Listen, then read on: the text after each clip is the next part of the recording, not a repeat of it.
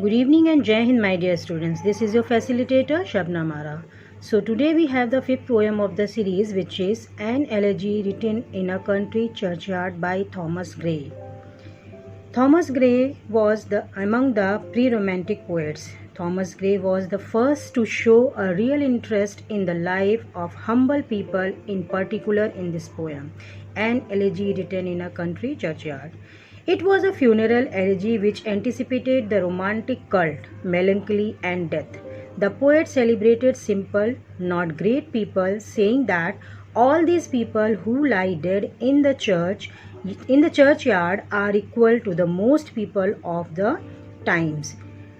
Death comes to all men. Then he states that those poor people might have become famous if they had not been limited by circumstances. So let's get started the poem. An elegy written in a country churchyard. The curfew tolls the knell of parting day. The lowing herd wind slowly over the lea. The ploughman homeward plods his weary way and leaves the world to darkness and to me. Now fades the glimmering landscape on the fight, and all the air a solemn stillness holds, save where the beetle wheels his drowny flight, and drowsy tinklings lull the distant folds, save that from yonder ivy-mantled tower the mopping owl does to the moon complain of such as wandering near her secret bower, molest her ancient solitary rhyme. Explanation of the poem An Elegy Written in a Country Churchyard by Thomas Gray. The poem mourns over the simple graves of those millions who were unknown and unrecognized. We should not mock at their life of humble birth, hard toil, and homely joys. He commemorates their memory. He concludes that in this world nothing is everlasting because wealth, exalted birth, power, and beauty all lead to the one and the only one end, death. So it is useless to run after fame, money, and power. The poem discloses the universal truth that death all distinctions. It is an elegy. Elegy is a lyric poem of lament and mourning over the death of someone dear to the poet. But here the poet mourns over someone dear to him or any great man. He mourns the passing away of those millions who remain unknown and unrecognized. On account of this, it abounds in sentiments which have a universal appeal, an appeal which finds an echo in every bosom.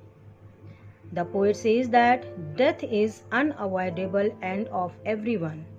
The poor people in small villages are lying in their graves. They did their useful work. They had their own simple enjoyment. Great and ambitious men should not look down upon them. They too will die one day and be buried. Death is the end of all greatness, beauty, and wealth.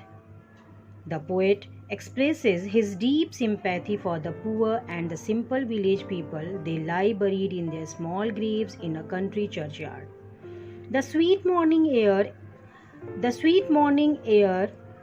and the twittering of the swallows or the cock's cry or the horns of the hunters will have no effect on the death. The poet says that the rich and the ambitious people should not laugh at the poor. Death is the end of our lives. We should not be proud of our noble birth, position and wealth.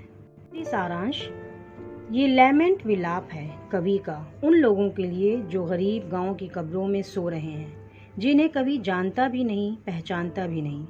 इस दुनिया में कुछ भी everlasting नहीं है। धन, संपत्ति, rice घराने में पैदा होना, power, beauty, name, fame, nothing is everlasting.